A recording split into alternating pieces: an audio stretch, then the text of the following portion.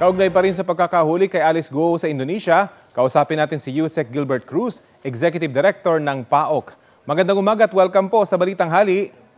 Magandang umaga, Rafi, at sa mga nakikinig at nanonood po ng programa natin. Good morning po. Opo, ano po yung magiging sunod na hakbang ng pamahalaan ngayong nahuli na po si Alice Guo?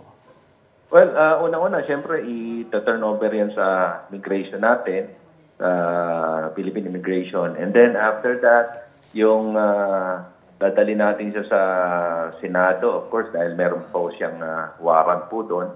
And then, yung mga hindi niya po na-attend na mga during the filing po kasi hindi po siya umattend. Ano? So Opo. probably baka idaan po namin. Mhm. So, maganda po yung development na ito dahil at least meron na pong parang fair na laban na binibigay natin sa kanila dahil sinasabi nila walang fair na laban. Now, she can face yung mga charges o yung mga akusasyon po na binabato sa kanya. Mhm. Madaling araw po siya na-aresto sa Indonesia, so ganun katindi yung paghahanap ng Indonesian authorities sa kanya in coordination with the Philippine government? Maganda po yung coordination natin na ginawa ng Philippine government sa Indonesian government po. Especially po sa mga paghahanap po ng mga fugitives.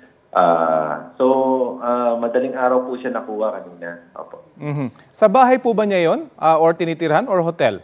Siya nakuha ng Indonesian pa po authorities? namin yung official report.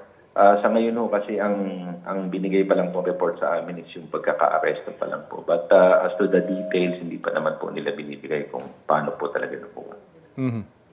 Si Connie, season po ito. Alam ko medyo limitado pa ang inyo pong mga detalyeng maaaring ibigay sa amin sa ngayon. Pero magbabakasakali lamang po ako baka malaman kung meron hong initial information na kung may nagturo ho ba sa kanya sa pagkakahuli po sa kanya doon sa kanyang kinaroroonan, either hotel man yan o kanya hong bahay na tinutuluyan doon?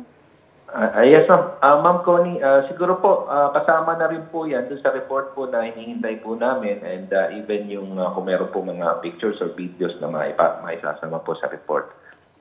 But once na nahawakan na po namin yan, we will inform. Okay. Yusek, sa ngayon ho ba, ito hong mga magiging proseso po sa kanya ho, hindi muna siya agad madadala sa Senado dahil yun ho yung may warrant of arrest sa kanya, no? May proseso pa ho. Can you give us some details pa kung paano ho mangyayari?